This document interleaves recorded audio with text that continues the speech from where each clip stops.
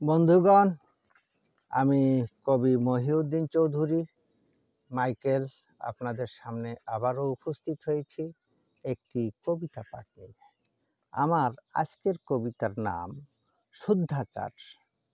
আমি এই কবিতাটি লিখেছিলাম 11/3/2004 খ্রিস্টাব্দে।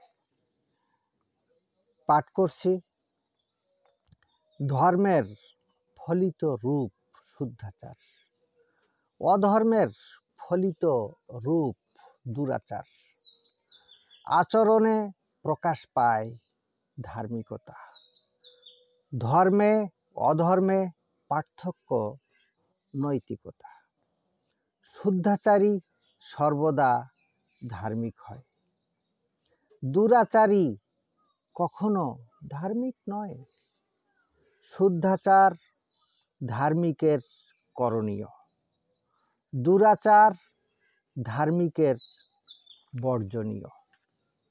আমার এই কবিতাটি যদি আপনাদের ভালো লেগে থাকে তাহলে দয়া করে আমার এই ইউটিউব চ্যানেলটি সাবস্ক্রাইব করে লাইক, কমেন্ট, শেয়ার দিয়ে পাশে থাকার অনুরোধ রেখে আমি আপনাদের থেকে বিদায় চাইছি। সবাইকে শুভেচ্ছা, শুভকামনা, অবিরাম অন্তহীন নিরন্তর পথ চলা। ধন্যবাদ।